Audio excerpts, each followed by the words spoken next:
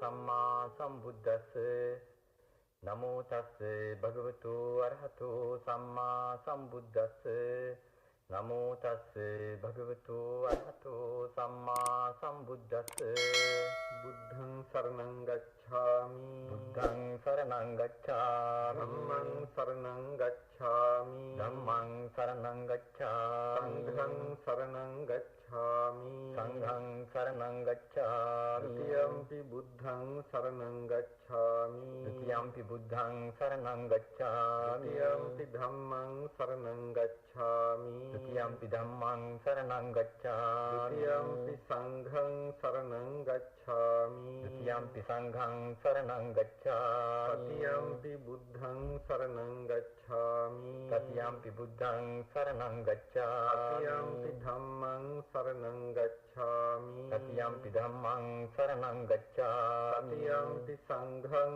සරණං ගච්ඡාමි တ ියම්පි සංඝං සරණං ගච්ඡාමි පාණාතිපාතා වේරමණී සික්ඛාපදං සමාදියාමි පාණාතිපාතා වේරමණී සික්ඛාපදං සමාදියාමි අදින්නාදාන වේරමණී සික්ඛාපදං සමාදියාමි අදින්නාදාන වේරමණී සික්ඛාපදං සමාදියාමි කාමේසු මිච්ඡාචාරා වේරමණී සික්ඛාපදං සමාදියාමි කාමේසු මිච්ඡාචාරා වේරමණී සික්ඛාපදං සමාදියාමි මුසාවාදා වේරමණී සික්ඛාපදං සමාදියාමි මුසාවාදා වේරමණී සික්ඛාපදං සමාදියාමි සුරාමේරය මජ්ජපමාදත්තානා වේරමණී සික්ඛාපදං සමාදියාමි සුරාමේරය මජ්ජපමාදත්තානා වේරමණී සික්ඛාපදං සමාදියාමි සමන්තා චක්ඛවාලේසු අත්‍රා ගච්ඡන්තු දේවතා සද්ධම්මං මුනි රාජස්ස සුනන්තු සග්ග මොක්ඛදං ධම්මස්සවන කාලෝ අයං භදන්තා ධම්මස්සවන කාලෝ අයං භදන්තා ධම්මස්සවන කාලෝ අයං භදන්තා නමෝ තස්ස භගවතු අරහතු සම්මා සම්බුද්දස්ස නමෝ තස්ස භගවතු අරහතු සම්මා සම්බුද්දස්ස නමෝ තස්ස භගවතු අරහතු සම්මා සම්බුද්දස්ස අවජ්ජේ වජ්ජ දස්සිනු වජ්ජේ ඡාවජ්ජ දස්සිනු මිච්ඡාදිට්ඨි සමාදාන සත්තා ගච්ඡanti දුග්ගතින් තී. පින්වත්නි, මෙම ගාථා පාඨය බුදුරජාණන් වහන්සේ මිත්‍යා දෘෂ්ටිය සමාදන් වන සත්වයාට වන දේ පැහැදිලි කරලා ගාථා පාඨයක්. මිත්‍යා දෘෂ්ටිය මොකක්ද කියන එකත් මේ ගාථාවේ දක්වනවා. අවජ්ජේ වජ්ජ දස්සිනෝ. නිවැරදි දෙයක් තියෙනවා නම් ඒ නිවැරදි දේ වරදයයි සිතනවා. වජ්ජේ ඡාවජ්ජ දස්සිනෝ වරදෙහි නිවැරදි බව සිතනවා. එසේ වරද නිවැරදි ලෙසත් නිවැරදි දේ වරද ලෙසත් ගන්නා වූ තැනැත්තෙක් ඉන්නවා නම් ඒක තමයි මිච්ඡා දිට්ඨිය කියලා කිව්වේ. මිච්ඡා දිට්ඨි සමාදාන සත්තා ගච්ඡanti දුග්ගතින්. එසේ මිත්‍යා දෘෂ්ටිය සමාදන් වන මිත්‍යා දෘෂ්ටියට එල්බ ගන්නා වූ සත්වයෝ ඇද්ද ඒ සත්වයෝ දුගතියට පැමිණෙනවා කියලා දේශනා කළා. නිසා අපි මිත්‍යා දෘෂ්ටිය සම්‍යක් දෘෂ්ටිය කියන මේ කාරණා දෙක මනවින් වටහා ගත යුතු තියෙනවා. විශේෂයෙන්ම අද වර්තමානයේ බෞද්ධයන් මේ හොඳින් දත යුතුයි. මොකද අපට පැහැදිලිව පෙනෙන්නට තියෙන දෙයක් ලංකාව පුරාම මහා දරුණු මිත්‍යා දෘෂ්ටි වසංගතයකින් විනාශ වීගෙන යන බව. මිත්‍යා දෘෂ්ටිය පැතිරෙනවා හැම ආකාරයකින්ම. පුවත්පත් දෙස බැලුවත් පුවත්පත් තුලිනුත් මිනිසුන්ව මිත්‍යා දෘෂ්ටියට හරවනවා. තවත් වෙනත් මාර්ගවලිනුත් මිනිසුන්ව මිත්‍යා දෘෂ්ටියට හරවනවා. මේ හැම එකටම ගොදුරු වෙන්නේ අහිංසක සිංහල බෞද්ධ ජනතාව. එනිසා මේ බුදුරජාණන් වහන්සේගේ ශ්‍රී මුඛ පාඨයට අනුව මා මිච්ඡා දිට්ඨි සම්මා දිට්ඨි කියන්නේ මොකක්ද කියලා පැහැදිලි කරලා දීලා ඒ අනුව තවත් ධර්ම කරුණු සල්පයක් වටහා දෙන්නට බලාපොරොත්තු වෙනවා. අපි බෞද්ධයන් නම් නිරතුරු අපි බුද්ධං සරණං ගච්ඡාමි කියලා බුදුරජාණන් වහන්සේ සරණ යනවා. ධම්මං සරණං ගච්ඡාමි කියලා ධර්මයේ සරණ යනවා.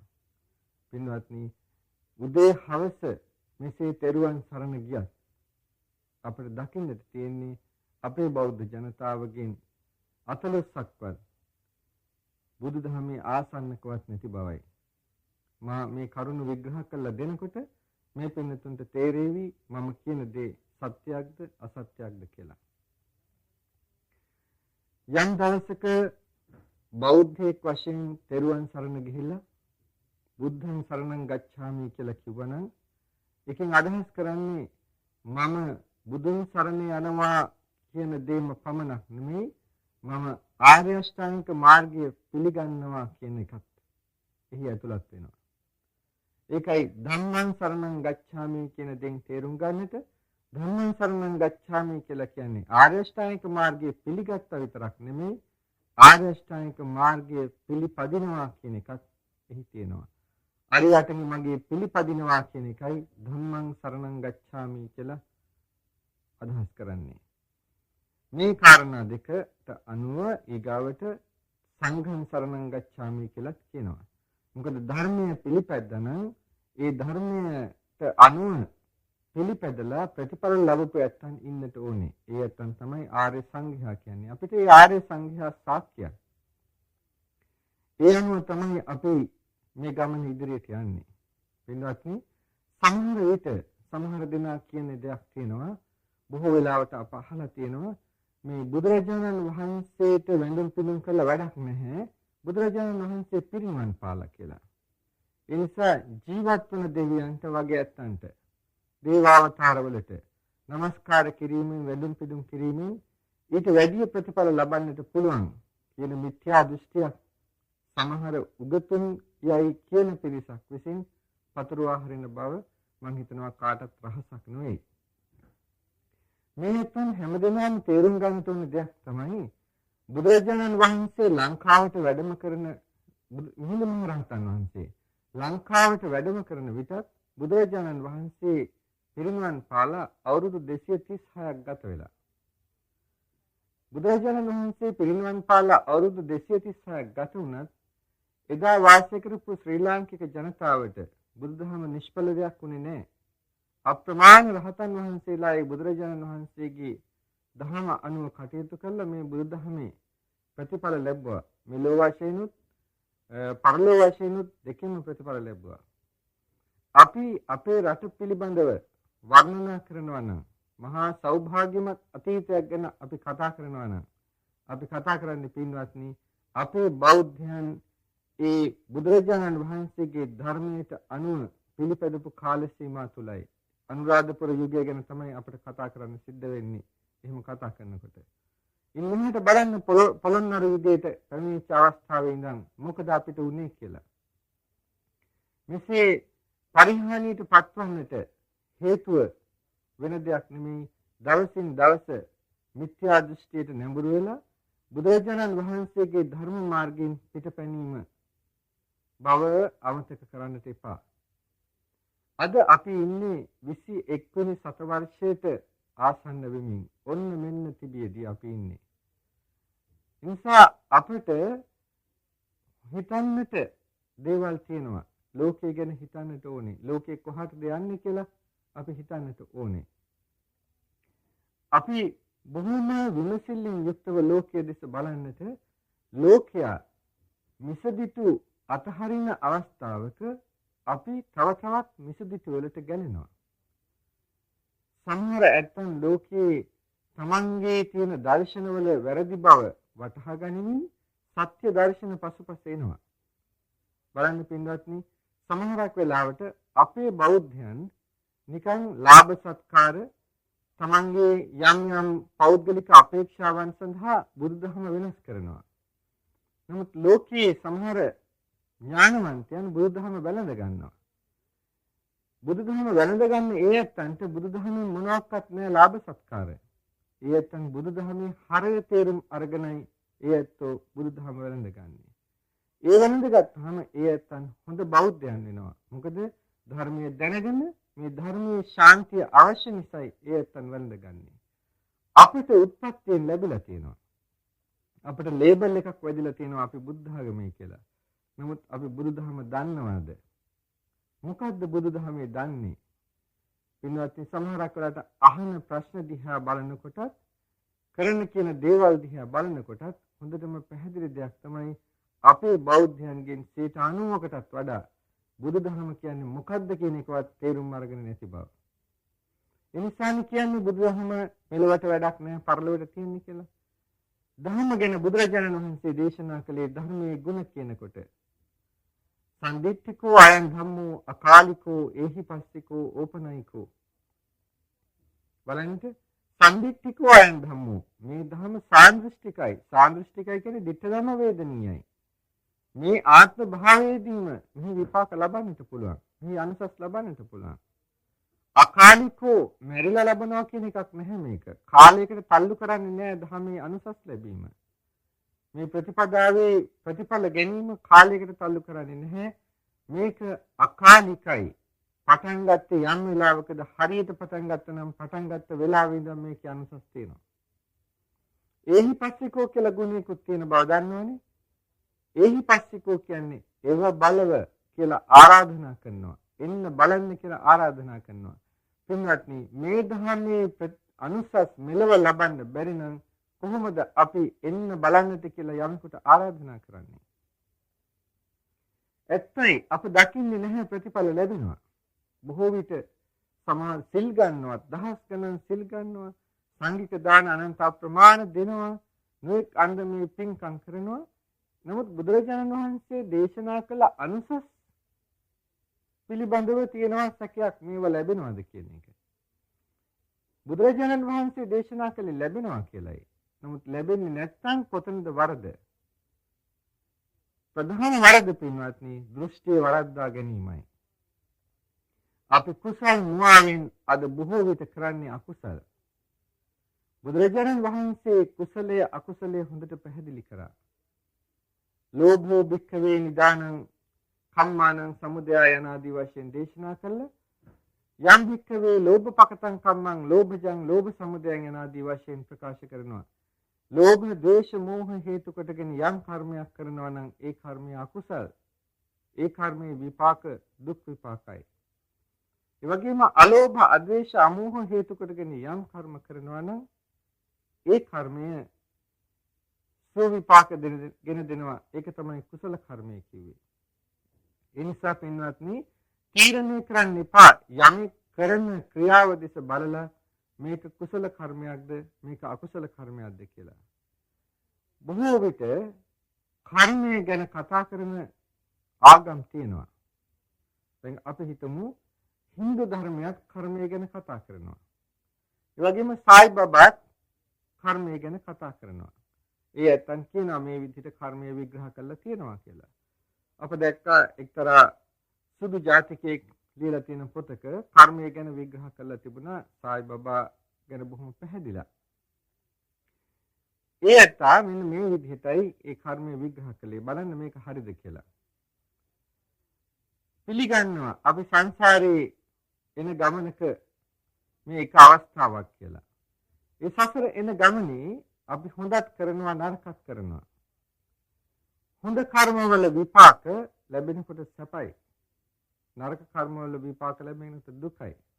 ඒ කියනවා නරක කර්ම වල විපාකය නරක විපාකය හොඳ වැඩ කිරීමෙන් නවත්වන්නට පුළුවන් කියලා. බලන්න නරක විපාකය දුක් විපාකය හොඳ වැඩ කිරීමෙන් නවත්වන්නට පුළුවන් යටපත් කරන්නට පුළුවන් කියලා. බැලුමට බොහොම සාධාරණයි. ඒ වුණාට බලන්න බුදුරජාණන් වහන්සේගේ දේශනාව. බුදුරජාණන් වහන්සේ දේශනා කළේ ක්‍රියාව නෙමෙයි කර්මය කියලා. බුදුහාමුදුරුවෝ දේශනා කළේ චේතනාවයි කර්මය කියලා. චේතනාහං භික්ඛවේ කම්මං වදාමි කියලා මේ පින්නතුන් හොඳට අහලා ඇති. චේතනාවම කර්මයයි චේතයිත්වා කම්මං කරෝති. චේතයිත්වා කම්මං කරෝති. ඒ කියන්නේ චේතනාව ප්‍රධානව බලපානවා කර්ම කරන්නේ ඊට පස්සේ. ඒ නිසා ක්‍රියාව නෙමෙයි කර්මය වෙන්නේ චේතනාව බව නැවත තහවුරු කරගන්න. ලෝකයේ මිනිස්සු හොඳ වැඩ කරනවා. හොඳ වැඩ කරාට චේතනාව පිරිසිදු නැහැ. බොහෝ දෙනෙක් හොඳ වැඩ කරනවා පේනවනේ අපේ සමාජයට බැස්සහම ඒ හොඳ වැඩ මුවාවේ තියෙන්නේ මොනවද? බොහෝ විටම තෘෂ්ණාව. සමහරක් වෙලාවට එකට එක කිරීම. මේ වගේ ක්‍රියා කවදාවත් කුසල පක්ෂයට ගන්නේ නැහැ. මෙන්න මෙහෙම දෙයක් වෙනවත්නි.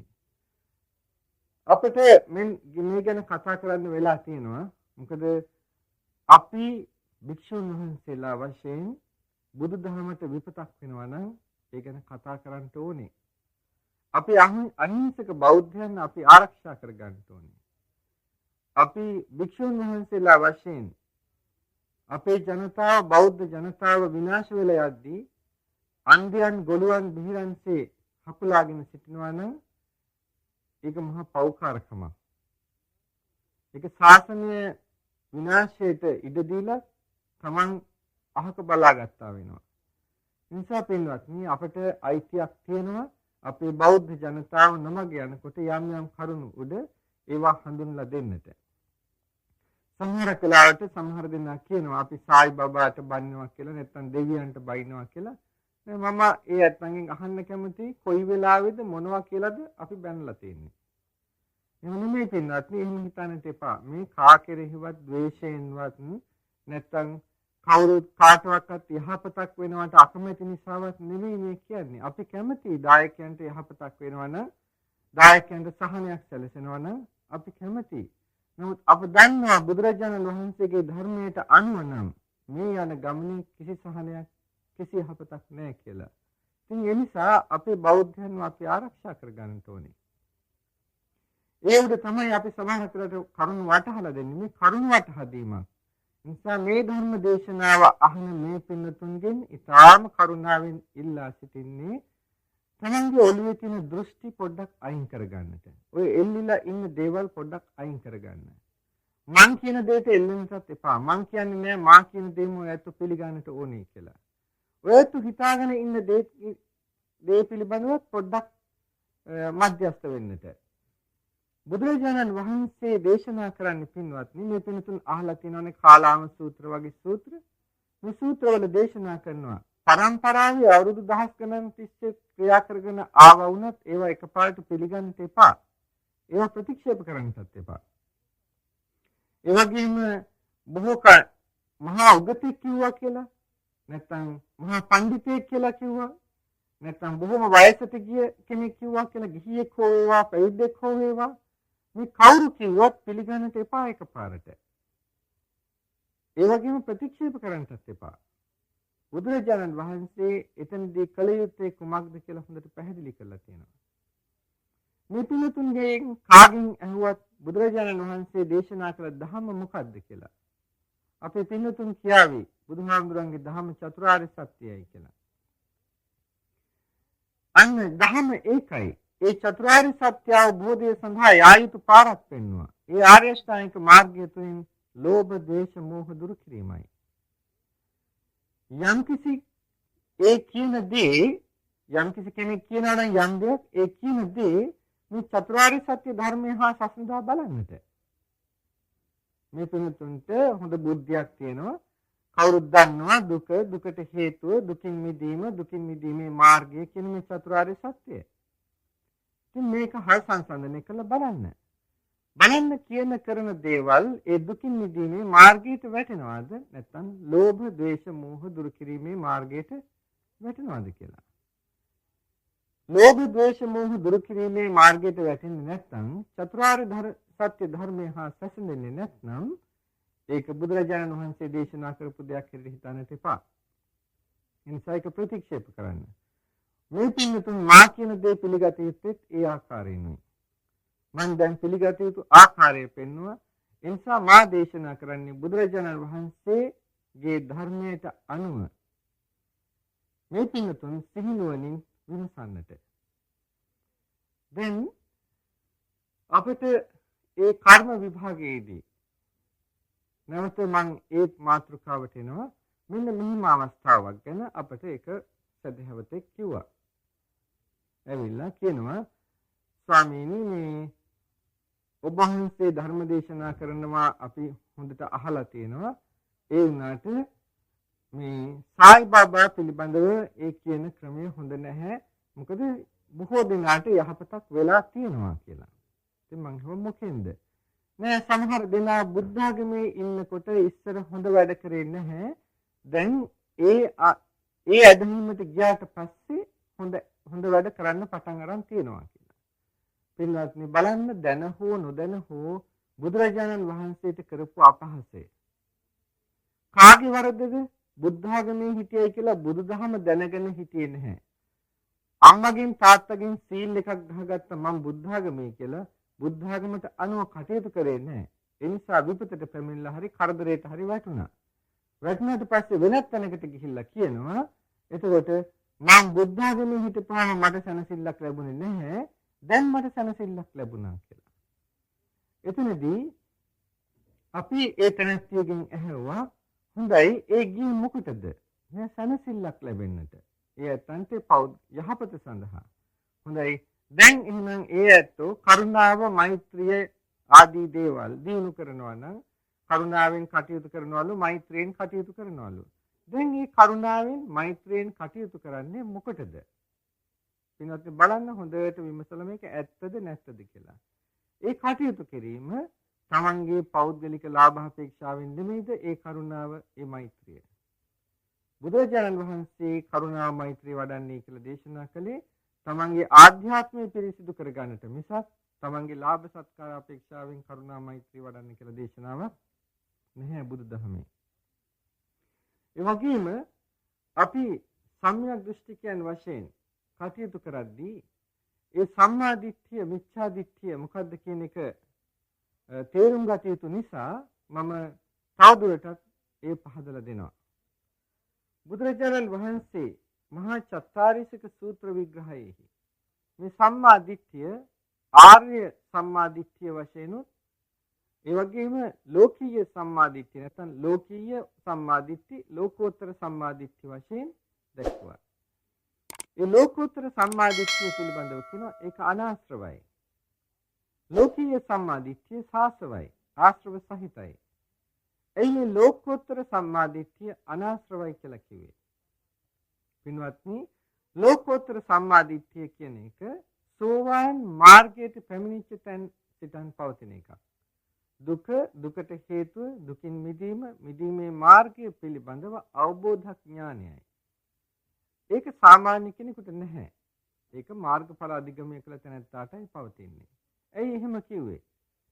ඒ ලෝකෝත්තර සම්මාදිට්ඨියට පැමිණිච්ච තැනැත්තාට කවදාවත් තෘෂ්ණා වර්ධනය සිද්ධ වෙන්නේ නැහැ. තෘෂ්ණාව මර්ධනය වීමයි සිද්ධ වෙන්නේ. බලන්න සෝවාන් ඵලයට පැමිණෙනවා. සෝවාන් ඵලයට පැමිණිච්ච තැනැත්තාට සත්තක්කත්තු පරමෝ කියලා කියනවා. ඒ කියන්නේ ඒ තැනැත්තාට එයාගේ කාම තණ්හාව කාම ලෝකයේහි ආත්ම 7ක් පමණක් සැරිසරවන්නටයි ශක්තිමත් වෙන්නේ.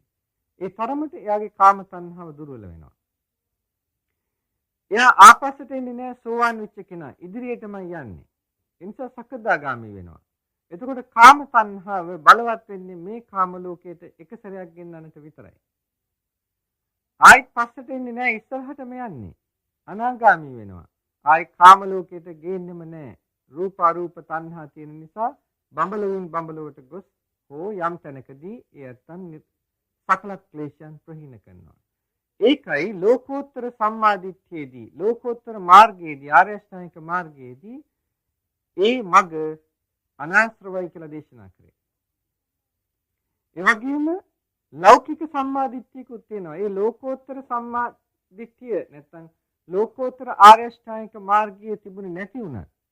ලෝකීය ආර්ය අෂ්ටාංගික මාර්ගයේ ගමන් කරන තැනැත්තාට කුසල රැස් වෙනවා. ඒ වගේම ඒ තැනැත්තා ක්‍රමක්‍රමයෙන් අර ලෝකෝත්තර තත්වයට ආසන්න වෙනවා. ඒකයි දේශනා කළේ යම් භික්කවේ අලෝභ පකටං කම්මං අලෝභජං අලෝභ සමුදයං අලෝභයේ හේතු කොටගෙන අද්වේෂයේ හේතු කොටගෙන අමෝහයේ හේතු කොටගෙන යම් කර්මයක් කරනවාද තං කම්මං කුසලං ඒ කර්මයේ කුසල් තං කම්මං සුඛ විපාකං ඒ කර්මයේ සැප විපාකගෙන දෙනවා තං කම්මං කම්ම නිරෝධය සංවත්තති කියලා දේශනා කළා ඒ කර්මය කර්ම නිරෝධය පිණිස නැත්නම් දුකින් මිදීම පිණිස හේතු වෙනවා කාටද ඒ ආර්ය අෂ්ටාංගික මාර්ගයේ යන කෙනාටයි. ඒ නිසා කුසල කර්මය ලෞකික සපත් ලබා දෙන්නට හේතු වන අතරේ ආර්ය අෂ්ටාංගික මාර්ගයේ ගමන් කරන කෙනාට ඒ කුසල කර්මයම ලෝකෝත්තර සුවය ලං කර දෙන්නට හේතු වෙනවා. ඒ බැවින් මේ ආර්ය අෂ්ටාංගික මාර්ගික ප්‍රතිපදාවේ පිහිටලාම බෞද්ධයා කර්ම කළ යුතුයි. එසේ නැත්නම් එතනට කවදාවත් සංසාර දුකින් මිදීමක් වෙන්නේ නැහැ. මෙලවත් දුකයි එයාට පරලොවත් දුකයි. දැන් මේ ලෝකීය සම්මාදිට්ඨිය වඩන තැනැත්තාගේ ලෝකීය මාර්ගයට අයත් ලෝකීය සම්මාදිට්ඨිය වඩන කෙනාට බුදුරජාණන් වහන්සේ දේශනා කළා ඒ සම්මාදිට්ඨිය මොකද්ද? ඒකට කියනවා දසවත්තුක සම්මාදිට්ඨි නැත්නම් කම්මසකතා සම්මාදිට්ඨි වශයෙන්. කම්මසකතා සම්මාදිට්ඨි කියන එක විග්‍රහ වෙනවා හොඳට මජ්ක්‍ධිම නිකායේ එන කම්ම විභංග සූත්‍රයේදී. මේ කම්ම විභංග සූත්‍රය හැම බෞද්ධයෙක් විසින්ම හොඳින් හදාරිය යුතු සූත්‍රයක්. මේ දක්වනවා මේ සම්මාදිට්ඨිය පිළිබඳව සුභ මානවකට කම්මස්සකා මානව සත්තා මානවකය සත්වයෝ කර්මයේ සුඛීය කොට සිටිනවාය. කර්මය තමයි මගේ කියාගෙන ඉන්නේ. කම්මස්සකා මානව සත්තා කම්ම යෝනි කම්ම බන්ධු කම්ම පටිසරණ කර්මය තමයි මූල කාරණය කරගෙන සිටින්නේ. කම්ම බන්ධු ඥාතියා කරගෙන සිටින්නේ කර්මයයි. කම්ම පටිසරණ එකම පිළිසරණත් කර්මයයි. කම්මං සත්‍යේ විභජති යදිදං හීනප්පනීතතාය සත්වයාව කර්මයේ විසින් බෙදා වෙන් කරනවාය කෙසේද හීන ප්‍රනීත වශයෙන් නැත්නම් සැප විඳීම් වශයෙන් දුක් විඳීම් වශයෙන්. දැන් හොඳට පැහැදිලි බුදුරජාණන් වහන්සේගේ වචනය කෙලින්ම ප්‍රකාශ කරලා තියෙනවා ඔබ සැප විඳිනවාද ඔබ දුක් විඳිනවාද ඒ සැප දුක් දෙකම ඔබ විඳින්නේ ඔබේ කර්මයට අනුරූපයි. ඔබ කරන කර්මානුරූපව මිසක් ඒක බාහිර කෙනෙකුගෙන් ලැබෙන දෙයක් නෙමෙයි පින්වත්නි. ඒකද මේකයි දේශනා කළේ කම්මස්සකතා සම්මාදිට්ඨි වශයෙන්.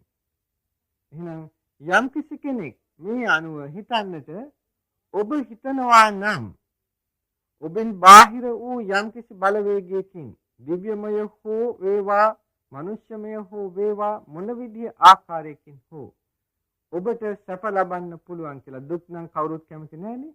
සැප ලබන්න පුළුවන් කියලා ඔබ වරදි ගැනීමක් නෙමෙයිද වරදවා ගැනීමක් නෙමෙයිද බුදුදහම. ඒකට තමයි මිච්ඡා දිට්ඨි කියලා කිව්වේ. දැන් තේරුම් ගන්නට මේ අනුව ඔබ සම්මා දිට්ඨිකයේද මිත්‍යා දෘෂ්ටිකයේද කියලා. පින්වත්නි බලන්න අද අපේ බෞද්ධ සමාජයේ කොහෙද ඉන්නේ කියලා. මේ පින්වතුන් මගෙත් එක්ක අමනාප වෙන්න එපා. මම මේ කරුණාවෙන් කියන්නේ අපි හරි මගට ගත යුතු නිසා. හරි මග පෙන්වා දිය යුතු නිසා. නැත්තම් අමනාපයකින් තරහකින් කියන එකක් කියලා මොහොතකටවත් හිතන්නට එපා. මේ පින්වතුන් දන්නවා නේද? අපේ ඉන්නවා අපේ රටේ අන්‍යාගමිකයන්. මේ අන්‍යාගමිකයන් බලන්න මම හිතනවා ඒ ඇත්තන්ගෙන් 99%ක්ම තම ආගමේ පිහිට ඇරෙන්නට වෙන ආගම්වල පිහිට හොයන්නේ නැහැ. බලන්න ක්‍රිස්තියානි කතෝලික අය ඒ එක්තන්ගේ ආගම් තියෙනවා. ඒ ඇත්ත වෙනාද බෝධි පූජා තියන්නේ. සමහර ඇත්තන් වෙනවා. නමුත් හොඳ ක්‍රිස්තියානි හොඳ කතෝලික අය එහෙම එන්නේ නෑ. සමහරට අම්මා බුද්ධ ආගමේ තාත්තා බුද්ධ ආගමේ එහෙම පසුබිමක් තිබුණොත් එනවා. බලන්න අපේ රටේ ඉන්නවා මුස්ලිම් භක්තිකයෝ. මේ කවුරුත් එනවාද පන්සලට බෝධි පූජා තියන්නටවත් බුදුන් වඳින්නටවත් යහපත පතා. නෑ. ඒ ඇත්තන් හැමතිස්සෙම ඒ ආගම ශ්‍රද්ධාව ඒගොල්ලන්ගේ විශ්වාසය. ඒ ඇත්තන් ඒ විශ්වාසයට අනුව කටයුතු කරනවා. හොඳයි මම මේ පින්නතුන්ගෙන් අහන්නම් මේ බණ අහගෙන ඉන්න පින්නතුන්ගෙන් මේ ප්‍රශ්නය. ඔය ඇත්තන් කොහෙද වන්දනා කරන්න යන්නේ? ඇයි ඒ වන්දනා කරන්න යන්නේ? බලන්න පින්වත්නි, දේවාලයට යනවා නම්, කෝවිලට යනවා නම්, සමහරක් වෙලාවට ක්‍රිස්තියානි පල්ලියට යනවා, සමහරක් වෙලාවට මුස්ලිම් පල්ලියටත් යනවා. ඒ විතරක් නෙමෙයි, කොහේ හරි බෝගහක් එහෙම තිබ්බොත්, ඒ ගහේ අනුසස් තියෙනවායි කියලා කිව්වොත් යන්නේ නැද්ද? බස් පිටින් බැඳගෙන ඒක වඳින්නට. මේ කියන්නේ මේ පිනතුන්ට තරහ ගන්න නෙමෙයි, මේ කියන්නේ පොඩ්ඩක් සංවේගය ඇති කරගන්නට. සංවේගය ඇති කරගන්න බුදුහාමුදුරන්ගේ ශ්‍රාවකයෝ වශයෙන් අපි මේ මොකද්ද කරන්නේ කියලා. පින්වත්නි, එහෙම නැත්නම් තව අවුරුදු 25ක්වත් මේ බුදුදහම මේ රටේ පවතින්නේ නැහැ. සමහරකට පුවත්පත්වල තියෙන කාරණා ගැන හිතනකොට යම් මේ ඊයේ පෙරේදත් පසුගිය ඉරිදා පුවත්පත්වල තිබුණ සෑහෙන දේවල් කියලා සායි බබාතුමාගේ උපන්දිනය නිමිති කරගෙන ඒක සමහරකට කියනකොට වේදනයි, මේ ඇත්ත කොහොමද මේ බුද්ධ ආගමේ කියලා කියන්නේ මෙහෙම කියද්දි කියලා. අපි මේ සායි බබාතුමාට නෙමෙයි කියන්නේ, මේ කියන්නේ අපේ බෞද්ධයන්ට. මොකද මේවා ලියලා තිබුණේ අපේ බෞද්ධයෝ. සායි බබාතුමා ලියපුවා නෙමෙයි මේවා. මේ අපේ බෞද්ධයෝ මිත්‍යා විශ්වාස ඔළුවට අරගෙන බුදුදහමට නිග්‍රහ කරලා තියෙන හැටි. දැන් බලන්න හිතලා බුද්ධ ආගමේ කෙනෙකුට පුළුවන් ද යදින්න? මොකද හේතුව බුදුරජාණන් වහන්සේ දේශනා කළේ කාමයන් අතහරින මගක්. කාමයන් අතහරින මගක් දේශනා කරපු බුදුහාමුදුරුවෝ කාමයන් යාඥා කරන්නට දෙවිවරු පනවයිද? අපිට කිසිම හේතුවක් නැහැ, කිසිම බෞද්ධයෙකුට අයිතියක් නැහැ. සමහරක් වෙලාවට මම දන්නේ සමහර ඇත්තන්ගේ අදහස් කුමක් වේවිද කියලා. ඒ වුණාට හිතන්න පොඩ්ඩක්. බුදුරජාණන් වහන්සේ දේශනා කළ ආර්ය අෂ්ටාංගික මාර්ගය මොකටද? දැන් සම්මා දිට්ඨිය කියන එක පැහැදිලි කරලා දුන්නා. ඊළඟ අංගයට එන්නේ සම්මා සංකප්ප. ඒක පැහැදිලි කරපුවම හොඳට මේ මා කියන කාරණය මේ පින්තුන්ට වැටහෙවි. මොකද සම්මා සංකප්ප කියලා කියන්නේ? බුදුරජාණන් වහන්සේගේම විග්‍රහය. දැන් ඔන්න අපි බෞද්ධයෙක්ගෙන් ඇහුවොත් එහෙම මොකද සම්මා සංකප්ප කියලා කියන්නේ කියලා, ඒ තනික පාඩම කියනවා යහපත් දැකීම. මොකද යහපත් දැකීම කියලා කියන්නේ? විග්‍රහයක් තියෙනවා පින්වත්නි ඒකෙදි. මොකද අපි දකින්න ක්‍රමයේ යහපත්ද දන්නේ නැහැ. අපිට ඕන විදිහට ඒක තීරණය කරන්න බෑ. ඒක බුදුරජාණන් වහන්සේට අවශ්‍ය විදිහටයි තීරණය කරන්න ඕනේ. බුදුරජාණන් වහන්සේ දේශනා කරනවා සම්මා සංකප්ප කියන්නේ මොකද්ද? නික්ඛම්ම සංකල්පනා, අව්‍යාපාද සංකල්පනා, අවිහිංසා සංකල්පනා. නික්ඛම්ම සංකල්පනා කියලා කියන්නේ කාමයන්ගෙන් ඉවත් වීමේ අදහස, කාමයන් අතහැරීමේ අදහස. ඒක දියුණු කරන්න ඕනේ. හැමෝටම එක විදිහට නැහැ. මොකද සත්වයා ස්වභාවයෙන් කාමයන්ට නැඹුරුයි. සංසාරේ අනාදිමත් කාලයක් තිස්සේ පස්කම් සුව විඳගෙන ඉන්නේ. ඇස්කන්නාසාදී ඉඳුරන් පිනවමින් එන්නේ. නමුත් ඇස්කන්නාසාදී ඉඳුරන් පිනවන එක දුකයි කියලා දේශනා කළේ. පිනොත්නි දුකයි කියලා එකක් දේශනා කළානේ. සංකිට්ඨේන පංචපාදානස්කන්ධා දුක්ඛා කියලා. කොටින් කියනවා නම් මේ නැවත මේ සසර සැරිසරාගෙන යෑමම දුකයි. මේ දුකට හේතුව කියද්දී මොකද්ද බුදුහාමුදුරුවෝ දේශනා කළේ? ඒ තෘෂ්ණාවයි. කාම තණ්හා, භව තණ්හා, විභව තණ්හා. සාමාන්‍ය මට්ටමේ ඇත්තන්ට දුකට හේතුව කාම තණ්හාව. නිසා කාම තණ්හාව අතහරින්නට ඕනේ. කාම තණ්හාව අතහැරීමේ ප්‍රතිපදාවයි බුදුහාමුදුරුවෝ දේශනා කළේ. දැන් කාම තණ්හාව අතහරිනවා වෙනුවට අපි කාමයන්ම බදාගෙන නිරතුරු කාමයන් ප්‍රාර්ථනා කරමින් උදේ ඉඳන් හවස වෙනකල් රෑ ආපහු එළි වෙච්චාම එතන ඉඳන් දිගටම මොනවද අපි කරන්නේ? සැනසෙල්ලක් තියෙද? කාමතෝ ජායති සෝකෝ, කාමතෝ ජායති භයං. ශෝකයත් බියත් ඔක්කොම කාම තණ්හාව නිසායි. දැන් ඉතින් මෙහෙම කියනකොට මේ පින්නතුන් බුදුහාමුදුරන්ටත් මොනවා කියයිද දන්නේ? අපිට හරි වැඩක් නේ, කිසිම සැපයක් විඳින්න හම්බ වෙන්නේ නැහැ. බුදුහාමුදුර මේ ඔක්කොම කාමයන් අතහරින්න කියලා තියෙනවානේ කියලා. පින්නත්නි වරදවා ගන්නට එපා. බුදුරජාණන් වහන්සේ එච්චර ඒ විදිහට දේශනා කරපු ධමයක් නෙමෙයි මේ. බුදුහාමුදුරෝ දේශනා කරනවා අත්ති භික්ඛවේ රූපස්ස අස්සාදෝ. මහණෙනි මේ රූපේ ආස්වාදයක් තියෙනවා. නොචේතම් භික්ඛවේ රූපස්ස අස්සාදෝ අභවිස්ස. යම් කිසි විදියකින් රූපේ ආස්වාදයක් කියන එකක් නැත්නම් නයිදං සත්තා රූපේ සාරජ්‍යය. මේ රූපවල ඇලෙන්නේ නැහැ සත්වයෝ. රූප, ශබ්ද, ගන්ධ, රස, ස්පර්ශ මේ හැම එකෙම එහෙමයි. අත්තිභික්ඛවේ රූපස් ආදීනවෝ. මහණෙනි රූපේ ආදීනවේකුත් තියෙනවා. ආස්වාදයට වඩා ආදීනවේ දරුණුයි. නොචේතම් භික්ඛවේ රූපස්ස ආදීනවෝ අභවිස්ස. යම් කිසි විදියකින් රූපේ ආදීනවයක් නැත්නම් නයිදං සත්තා රූපේ නිබ්බින්දෙය්‍යුම්. එතකොට රූපස්මින් නිබ්බින්දෙය්‍යුම්. යම් කිසි වෙලාවක මේකේ මේ ආදීනවේ නැත්නම් මේ සත්වය රූපයෙන් මිදෙන්නේ නැහැ. රූපයෙන් අතහරින්නේ නැහැ. නැත්නම් තෘෂ්ණාව අතහරින්නේ නැහැ. බලන්නට රූපේ ආදීනවයක් තියෙනවා. ආදීනවේ ඊට වඩා දරුණුයි. උදාහරණයක් වශයෙන් බලමු. ඔබ සැපයයි කියලා ගන්න දරුවා ඔබට කොච්චර දුක් දෙනවද කියලා හිතන්න. ඔබ සැපයයි කියලා ගන්න භාර්යාව, ස්වාමියාව ඔබට කොච්චර දුක් දෙනවද කියලා බලන්න. නැද්ද දුකක් එළඹෙන්නේ මේ ඇත්තන් නිසා? තමන්ට කියන්නේ නෑ එහෙම නෑ කියලා. පින්වත්නි නාකි වෙනවට ඒ ඇත්ත කැමතිද? ඒ ඇත්තන් ලෙඩ වෙනවට කැමතිද? ඒ ඇත්තන්ට විපත් සිදු වෙනවට කැමතිද? නෑ. නමුත් ඒ තත්ත්වය මග අරින්න බෑ කාටවත්. ප්‍රියතම වස්තුන්ට ওই තත්ත්වය ළඟා වෙනවට කවුද කැමති? නිසා කොච්චර මොහතක සෝයක් ලැබුණත් ආස්වාදයක් වින්දත් ඒ ආස්වාද ජනක වස්තුවේහි ආදීනවේ ඊට වැඩිය දරුණුයි. ඒ ආදීනවෙන් දුක් විඳ යනවා. සමහරකට මනුෂ්‍ය ලෝකයේ දුක් විඳිනවා සැපත් අතරම. ඒ වගේම තිරිසන් ආදී ආත්ම භාවවලට ගිහිලා දුක් විඳිනවා. ඒ අතර තව පොඩ්ඩක් එහාට සැප ලබන්න දිව්‍ය ආත්ම භාවවල තැන්වල යනවා. මේක තමයි සසර සැරිසරනවා කියන්නේ. කොතන සැරිසරුවත් අප්‍රමාණ දුක් සමුදායකින් නිදහස් වෙලා නැහැ කවුරුවක්වත්. නිසා මේ දුකෙන් මිදෙන්නට ඕනේ. ඒක නිසායි බුද්ධං සරණං ගච්ඡාමි කියලා කිව්වේ. එහෙනම් නෙක්ඛම්ම සංකල්පනා ප්‍රගුණ කළ යුතුයි. කාමයන් අතහරින්නට ඕනේ. ඒ බුදුරජාණන් වහන්සේ දන්නවා එකපාරට කාමයන් අතහරින්න බෑ කියලා. බුදුරජාණන් වහන්සේගේ මාර්ගය බලන්නට අනුපුබ්බ නින්නෝ, අනුපුබ්බ පෝනෝ, අනුපුබ්බ පබ්බාරෝ යන ආදී වශයෙන් දක්වලා තියෙනවා. ගණක මොග්ගලාන සූත්‍රයේ මේක ක්‍රමයෙන් ගැඹුරට යන දහමක්. බලන්න මෙතනත් කොච්චර ලස්සනට ඒ ගැඹුර තියනවාද කියලා ක්‍රමයෙන් ගැඹුරට යෑම.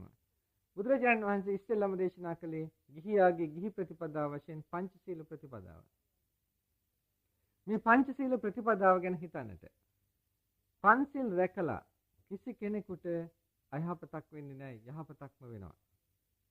ඒ වගේම පංචශීල ප්‍රතිපදාව ගන්නට කිව්වේ ඇයි? ඔබ මිනිසෙක් වශයෙන් මේ ලෝකේ ජීවත් වෙන්න ඕන නිසා. පින්වත්නි බුදුරජාණන් වහන්සේ ලෝකෙට පහළ වුණේ නම් පංචශීල දේශනා කරන්නට නෙමෙයි. බුදුරජාණන් වහන්සේ ලෝකෙට පහළ වුණේ ආර්ය අෂ්ටාංගික මාර්ගය දේශනා කරන්නටයි. පංචශීල බුදුහාමුදුරුවෝ ලෝකේ පහළ වෙන්නත් ඉස්සෙල්ලා ඉඳන් තිබුණ බව අපි වරින් වර ප්‍රකාශ කරලා තියෙනවා. ඒවා මනුෂ්‍ය ධර්ම. බලන්න ලෝකයේ අනිත් රටවල් වල බලන්නට, අනිත් ආගම් වල බලන්නට කොයි ආගමේද සත්තු මරන්නට කියලා උගන්වන්නේ? පින්වත්නි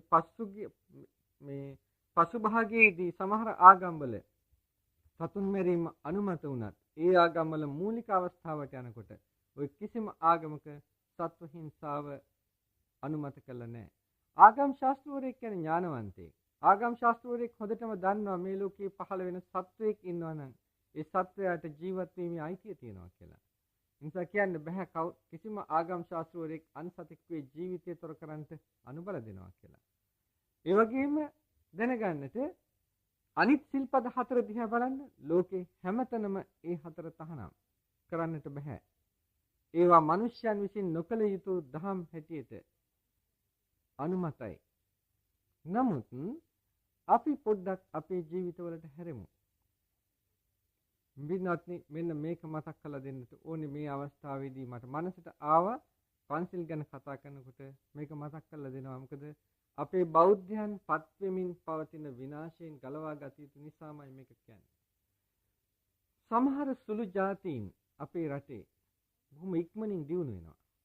මම ඒ ජාතීන්ගේ නම් කියන්න ඕනේ නැහැ. නමුත් මේ පිනතුන්ට මම කියනකොට තේරෙවි.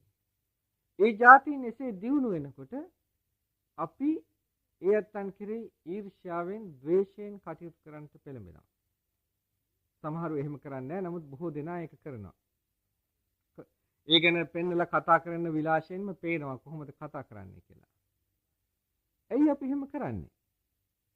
අපි කළ යුතු දේ අපි කරන්නේ නැතුව අපි පිරිහෙද්දී අනිත් අය කළ යුතු දේ කළා දියුණු වෙනකොට ඇයි අපි ඊර්ෂ්‍යා කරන්නේ? උදාහරණයක් වශයෙන් ගමු. අපේ රටේ සිංහලයෝ 75ක් විතර ඉන්නවා. මේ සිංහලයන්ගෙන් 85ක් විතර මධ්‍යම පන්ති හා දුප්පත් පන්ති අයයි. මේ ඇත්තන්ගෙනුත් 80ක් විතර මත්පැන් බොන අයයි. එතකොට ඒ පවුල් මත්පැන් බොන පවුල් මධ්‍යම පන්ති හා දුප්පත් පන්ති. මම කලින් වතාවකත් එක් ක්‍රමයක පරිහානියක් පෙන්නුවා. මම මේ වෙලාවේ පෙන්වන්නේ වෙනින් ආකාරයක පරිහානියක්. මේ දුප්පත් අය මත්පැන් බොනකොට බලන්න දවසකට රුපියල් 50ක්වත් අඩු ගණනේ යනවා මත්පැන් සඳහා වියදම. මත්පැන් බොන කෙනා අනිවාර්යයෙන්ම සිගරට් බොනවා. සිගරට් බොන හැමෝම මත්පැන් බොන්නේ නැති වුණාට මත්පැන් බොන අයගෙන් නම් 90ක් 99ක්ම සිගරටුත් බොනවා. ඒ නිසා රුපියල් 2000ක් විතර මාසික පඩියෙන් අයින් කරන්න ඕනේ එක් පුද්ගලයෙකුගේ විනාශකාරී තෘප්තිය සඳහා.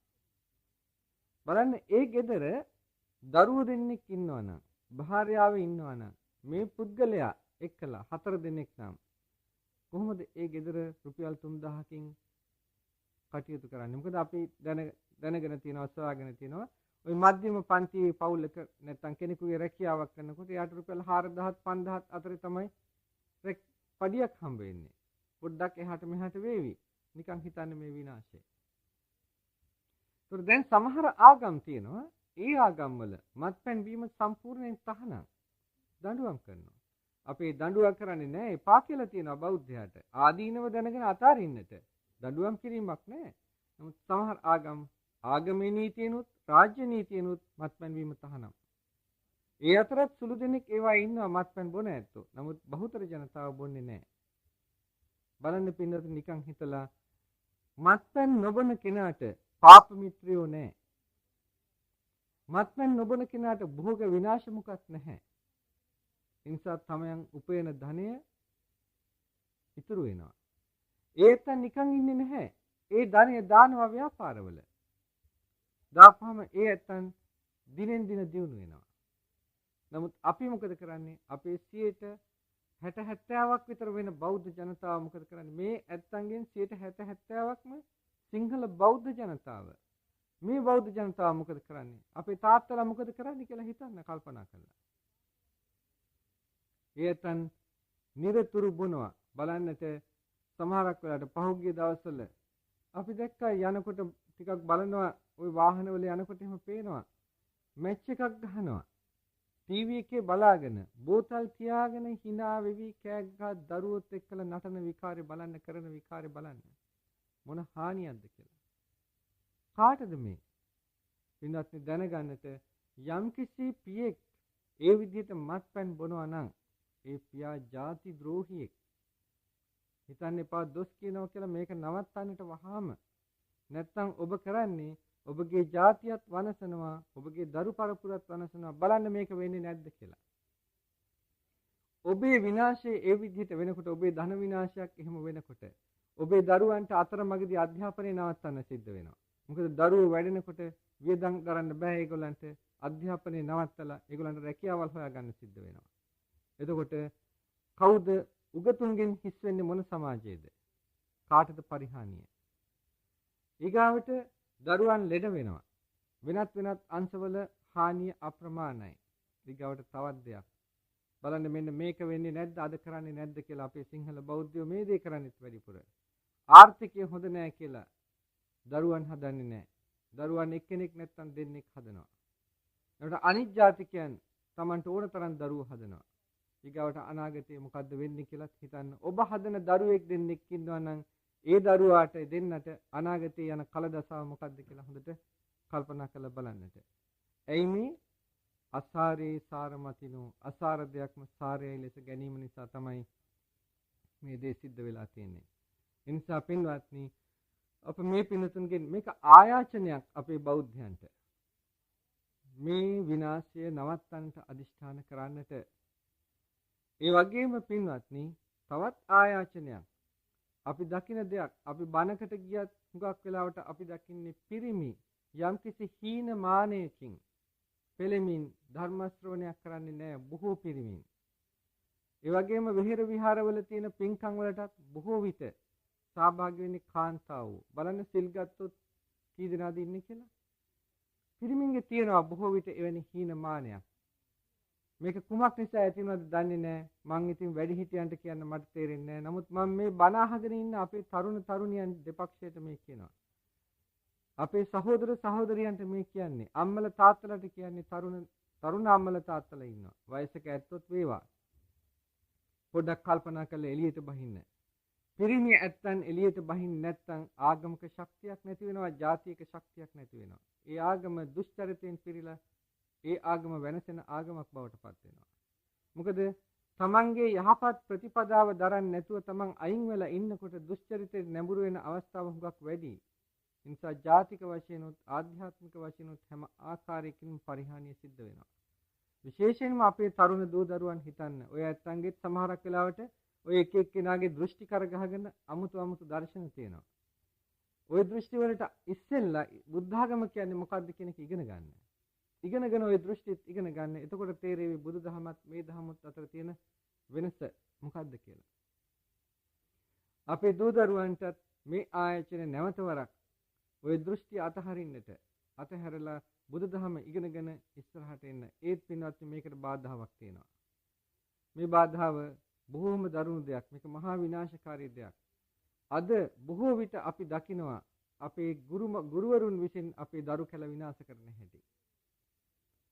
ගුරුවරුන් විසින් මිත්‍යා දෘෂ්ටි දරුවන්ගේ ඔළුව වලට දාන හැටි. මට අම්මලා කීප දෙනෙක්ම මේ දවස්වල ලිපි ගෙනහලා දුන්නා. ගුරුවරුන් විසින් තම දරුවන්ට එවලා තියෙන සායි බබාගේ ලිපි. මේ සායි බබා ලියනේවා නෙමෙයි, මේ ලියන්නේ අපේ බෞද්ධයෝ. අනිත් ඇත්තෝ මේ ලියන්නේ. බලන්න මේ ඇත්තන් කරන විනාශය කොච්චරද කියලා. එක ළමෙක් අඬා ගෙනහලා ලියුම පෙන්නනවා. මොකද ඒ ලියුමේ තියෙනවා මේකෙන් ඇරියේ නැත්තම් එහෙම 20ද 30ද මේකෙන් වෙනසෙනවායි, විනාශ වෙලා යනවා, ඒ නැත්තම් මැරෙනවා, ඔන්න ඔය වගේ දේවල්. යවුවොත් යහපත සිද්ධ වෙනවා කියලා. අර ළමයි සමහරකට බලන්න දුප්පත් වෙන්න පුළුවන්. එදා වේලා හොයාගන්න බැරි වෙන්න පුළුවන්. මේ මිත්‍යා අදහසක් මේ ඇත්තන්ගේ ඔළුව වලට දෙනකොට මේ ළමයි කොහොමද දරන්නේ? සමහරට ඒ ළමයා ඒක කියවල ඇති වෙන බියෙන් එක වෙලාවටම මානසික රෝගියෙක් වෙන්න පුළුවන්. එයි මේ විදිහට වංචාකාරී වැඩ කරන්නේ. බලන්න මේක කවුරුත් දන්නවා. බොහොම ප්‍රකට දෙයක්. මේ වගේ ලිපි යනවා කියන එක. නමුත් අහිංසක මිනිස්සු මේවද කියලා බය වෙනවා. බයටම නොමග යනවා. මේ පාපී ක්‍රියාව සිද්ධ කරන්න එපා. සමහර පාසල් වලින් මේක සිද්ධ වෙනවා. සමහර පාසල් වල ගුරුවරුන් ධර්මදේශනා මේ විදිහට ධර්මදේශනා කරනවටත් කැමති නැහැ. ඒ තරමට පින්වත්නි ගුරුවරයෙක්, සමාජයේ නායකයෙක් යම් ආකාරයකින් මිත්‍යා දෘෂ්ටියට බහිනවා නම් ඒක මහා සමාජ විපතක්. ඉතින් පින්වත්නි මේ කරුණු ටිකක් විමසලා බලන්නට මතක් කළා. බුදුහාමුදුරුවෝ එකපාරට කාමයන් අතහරින මගක් නෙමෙයි දේශනා කළා තියෙන්නේ. බුදුහාමුදුරුවෝ ක්‍රමක්‍රමයෙන් කාමයන් අතහරින මග දේශනා කළා. ඒ තමයි පංචිල් රකින්නට කියලා කිව්වේ. මොකද පංචශීලයෙන් මිනිසයා හොඳ මිනිසෙක් කරනවා. කවදාවත් පුද්ගලයා හොඳ මිනිසෙක් වෙන්නේ නැතුව කිසි දවසකදී එයාට ආර්ය මාර්ගික ගමන් කරන්න පුළුවන් වෙන්නේ නැහැ. ඒ නිසායි බුදුරජාණන් වහන්සේ බෞද්ධයෙකුට අනුදැන වදාළේ ඔබ මේ පංචශීලය සමාදන්ව ගත යුතුයි කියලා. අනිත් අය පියවින් සිල් රකින්නවා. සමාදන් වීමක් අවශ්‍ය වෙන්නේ නැහැ. මිනිසෙක් නම් ඒ පහ කරනවා. හොඳ මිනිසෙක් නම්. නමුත් බෞද්ධයෙක් වශයෙන් මේ පහ සමාදන් වෙලා ගන්නට එතකොට වැඩි වගකීමක් තියෙනවා. කඩන්නට බෑ. සිල්පද රකින්න අමාරුයි කියලා හිතනවා නම් මම මේ පින්තුන්ට කියනනම් සිල්පද රකින්න ලේසි ක්‍රමය. අදිෂ්ඨාන කරන්න, මේ බණ අහපු ගමන් අදිෂ්ඨාන කරන්න මම අද ඉඳන් හොඳට පන්සිල් රකින්නවා කියලා. ඒ අදිෂ්ඨාන කරගෙන ඉස්සරහට යනකොට බැරි දෙයක් නෙමෙයි පින්වත්නි, මේවා අපි කියලා අද 100 ගණන් ඇවිල්ලා අපට කියනවා ජනතාව, අනේ හාමුදුරනේ මේ බණ අහපු දා ඉඳන් මම නම් මදුරු එක්කත් මැරුවේ නැහැ කියලා. පින්වත්නි කොච්චර සතුටක්ද? මාස 6ක් 7ක් වෙනවා සමහරක් වෙලාවට කියලා සතෙක් මැරුවේ නැහැ කියලා කියනවා. ඒ වගේම අනිත් ඒවා පිළිබඳවත් එහෙමයි. මේ විදිහට තමන් අදිෂ්ඨාන කළොත් ඔය අතර තමන්ගේ අතින් ප්‍රමාද දෝෂයකින් සිල්පදයක් කැඩෙන්න පුළුවන්. අදිෂ්ඨානයක් තියෙන කෙනා දන්නවා මගේ අතින් සිල්පදේ කැඩුනා කියලා. ඒ කැඩිච්ච ගමන් රකින්නට ඕනේ නම් එයා අදිෂ්ඨාන කරනවා. හැබැයි කඩනවා නෙමෙයි, මේ කැඩෙනවා. කැඩිච්ච ගමන් අදිෂ්ඨාන කරනවා. මොකද කැඩිච්ච ගමන් අදිෂ්ඨාන කරනකොට එයාගේ දුස්සීල භවයේ අතරක් පිහිටන්නේ නැහැ. ඒ අතර නැති නිසා එයා දුස්සීලයක් වෙන්නේ නැහැ, එයා සිල්වතෙක්. ඒ නිසා පංචිල් රකින්න උත්සාහය තියෙන කෙනාට බය නැතුව කියන්න පුළුවන් මම පංචිල් රකින්නවා කියලා. කැඩෙන එක ස්වභාවයක්. කැඩෙන්න පුළුවන්. ඒ ගැන නෙමෙයි පසුතැවෙන්න එපා. පින්වත්නි, පසුතැවෙන්න එපා කියන එකම ආගම බුද්ධහම විතරයි. අනිත් කිසිම ආගමක නැහැ කියලා වරදක් කරපුවාම පසුතැවෙන්න එපා කියලා. බුදුහාමුදුර කියන්නේ පසුතැවෙන්න එපා. බුදුහාමුදුර දේශනා කරන්නේ වරද වශයෙන් වටහා ගන්නට. ඒ වරද වටහාගෙන නැවත ඒ වරද කිරීමෙන් වළකින්නට. ඒ වරද කිරීමෙන් වැළකීලා යහපත් කටයුතු වල යෙදෙන්නට. එතකොට අර වරද තීබිච්ච මනස ක්‍රමක්‍රමයෙන් යටපත් වෙලා යනවා. වරද නැවත සිතමින්, ඒ කියන්නේ පසුතැවීමෙන් වෙන්නේ වරද නැවත අලුත් වෙනවා. මනසේ හොඳට පළපදියම් වෙනවා. ඒ නිසා වරදක් වුණා නම් වෙච්ච වරද ආයි කරන්න දෙයක් නෑ. මොනව කරන්න දුන්නාට පස්සේ. එහෙනම් නැවත නොකිරීම විතරයි කරන්න තියෙන්නේ. නැවත නොකර හොඳ දේවල්ම දිගින් දිගටම සිද්ධ කරන්නට අදිෂ්ඨාන කර ගන්නට ඕනේ. ඒකයි කියන්නේ වරදින් වළකිනවා කියලා. මේක තමයි සිල් සමාදන් වෙනවා කියන්නේ. මෙහිම කරන කෙනාට එයා ආර්ය අෂ්ටාංගික මාර්ගයේ ඉන්න කෙනෙක් නම් එයාට ක්‍රමක්‍රමයෙන් නිවන් මඟත් පෑදෙනවා. එයි සම්මා දිට්ඨි, සම්මා සංකප්ප. සම්මා සංකප්ප දිනු කරන් තමයි ඊගාවට බුදුරජාණන් වහන්සේ දේශනා කළේ එක දවසක් සුමානයකට දවසක් කාමයන් අතහැරීම පුරුදු කරන්න කියලා. පින්වත්නි, එක කෑම වේලක් වළක්වන්නට. සුමානයකට එක දවසක්. බුදුහාමුදුරුවෝ දේශනා කළා ඥාතකානංච සංඝෝ කියලා. අදුතරමේ ඕනෑම පවුලක රාත්‍රී කෑම වේලකට රුපියල් 50ක්වත් වැය වේවි. සාමාන්‍ය පන්තියේ.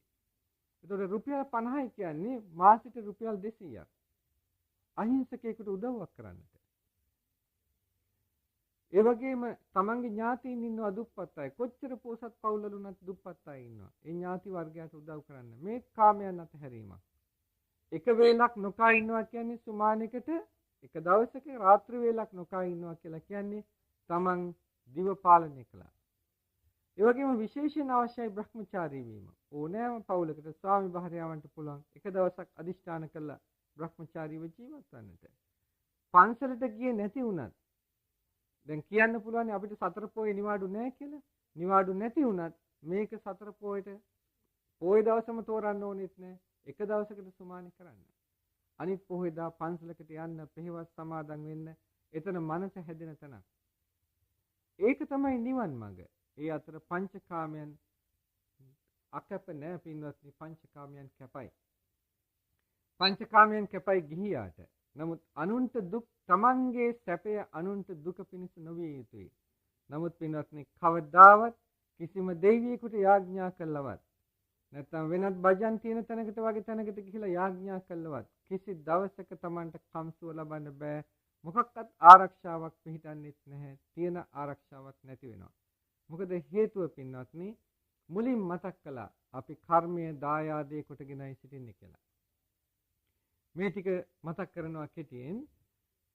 අපි උපදිනකොට අපේ ජනක කර්ම ශක්තියක් තියෙනවා. ඒ උපදින කර්මය තමයි ජනක කර්මය කියලා කියන්නේ. සමහර දෙනාගේ මේ ජනක කර්ම ශක්තිය බලවත් අවුරුදු 200ක් වුණත් යන්නට. නමුත් ආයුෂ එච්චර නැහැ. ඒ ජනක කර්ම ශක්තිය හොඳට බලවත් එකක් නම් ඒ තැනත්තා මේ ජීවත් වෙන කාල සීමාවම කිසිම දුකක් කරදරයක් නැතුව ජීවත් වෙනවා. එයා මොන පෞකාරකමක් මේ ආත්ම භාවයේදී කළත් එයාට විපතක් සිද්ධ වෙන්නේ නැහැ. එයා සැපෙන් එනවා. සමහරට එයා යදිනවා. මොකද තෘෂ්ණාවේ සීමාවක් නැහැනේ. කොච්චර තිබුණත් ප්‍රාර්ථනා කර කර යදින එක ස්වභාවයක්. නමුත් එයා කරන ලද කුසල ශක්තිය නිසා සංසාරේ කරන ලද එයාට ලැබෙනවා. ඉතින් තවත් කෙනෙක් බාහිර විඳගෙන දකිනවා මෙයාට ලැබෙනවා කියලා. ඒකට මෙයා මේ පුද සත්කාර කරන හින්දා තමයි, පූජා කරන හින්දා තමයි, යාඥා කරන හින්දා තමයි මේ ලැබෙන්නේ කියලා. නෑ පින්වත්නි, ලොකු වැරදීමක්. එහෙම නෙමෙයි ලැබෙන්නේ තමන් කරන ලද කර්ම ශක්තිය හේතු කරගෙන. ඒ වුණත් හිතන්න එපා ඒ තැනත්තා කරන පාප කර්මයට විපාක දෙන්නේ නැහැ කියලා. මේ ආත්ම භාවයේ අවසානයේදී හරි ඊළඟ ආත්ම භාවයේදී හරි එයාට ඒ විපාක ලැබෙනවා. එයා වැරදි ක්‍රම වලින් හම්බ කරා නම් ඒ විපාකයට ලැබෙනවා. නමුත් කරන පාපේ විපාකය මේ ආත්මේ නොලැබීමත් කර්මයේ හේතුවෙන්. මොකද හේතුව ඒ තැනත්තා ශක්තිමත් කර්මයක් ඉස්සෙල්ලා ආත්ම භාවයේදී එයා කරලා තියෙන නිසා.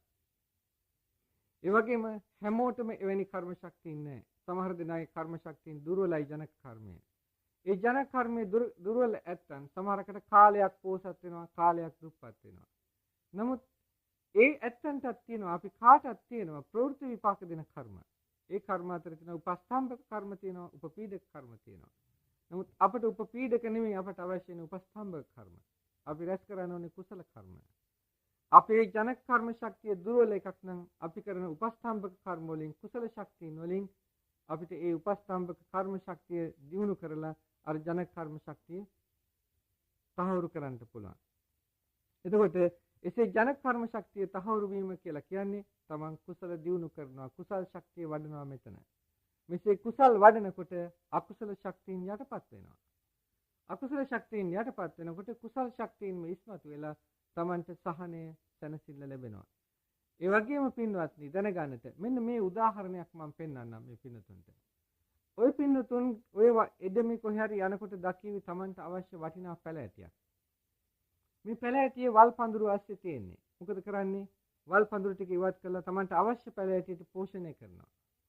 ඒ අවශ්‍ය පැල ඇටිය පෝෂණය කරලා ඒකට පෝර දාලා ඒක වැඩෙනකොට ක්‍රමයෙන් ඒකේ යට තියෙන වල් පැල ඇටි ආදී දුර්වල වෙලා යනවා, සමහරක් ඒවා මැරිලා යනවා. හොඳට වැඩෙනවා අර තමන්ට අවශ්‍ය පැල ඇටිය. ඒක වැඩිලා අතුපතර දාලා ඒකෙන් තමන්ට සුවයක් ලැබෙනවා. ඒ වගේම පින්වත්නි මේ අපේ ජනක කර්ම ශක්තිය කියන කුසල පැල ඇටිය හොඳ ආත්ම භාවයක් ලැබලා තියෙන්නේ. මේ ආත්ම භාවය පෝෂණය කරන්නට බලන්න අන්ධයෙක් නෙමෙයි, කොරෙක් නෙමෙයි, බිහිරෙක් නෙමෙයි, හොඳ පරමාර්ථ මිනිස් ජීවිතයක් ලැබලා තියෙනවා. බලන්න ලෝකය හා සම්බන්ධ කරලා එක්තර අන්ධයන්, කොරුන්, බිහිරන් ආදීන් ඉන්නවාද කියලා. ඒ අතර පෙරිලා ආපු මනුෂ්‍ය ජීවිතයක් තියෙනවා. හොඳ මනුෂ්‍යත්වයක් තියෙනවා. ඒයි අකුසල් ගැන හිතන්නේ. කරන ලද අකුසල් ගැන හිතන්න ඕනෙම නෑ, ඒවා කරලා ඉවරයි. අකුසලයේ නෙමෙයි දැන් තියෙන්නේ හොඳ කුසලයකින් මේ මිනිසත් බව ලැබලා තියෙනවා. ඒකේ අඩුපාඩුකම් තියෙන පුළුවන්, ඒ අඩුපාඩුකම් සකස් කරන්න ඕනේ. මේ කුසල ශක්තියක් ලබාගෙන තියෙන වෙලාවේ මේ කුසල පැල ඇටිය කුසල් වර්ධනය කරමින් පෝෂණය කරන්නට, හොඳට කුසල් කරන්නට. එතකොට අර අකුසල ශක්තියින් යටපත් වෙලා යනවා. යටපත් වෙලා සැපේ සහනය සැලසෙනවා. ඒ අනුව කටයුතු කරමින් අගුණ දුර්වලකම් දුරු කරගන්නට, ගුණ ධර්ම වඩා සිටවා ගන්නට හැම දිනාටම මේ උතුම් තෙරුවන්ගේ අනන්ත ගුණානුභාවයෙන් ඊ타ම කරුණාවෙන් මෛත්‍රියෙන් ආශිර්වාද කළ සෙත්පතනවා. ආකාශත්තා ජුම්මත්තා දීවානාගා මහිද්దికා පුඤ්ඤන්තං අනුමෝදිත්වා චිරන් රක්ඛන්තු ත්වං සදා.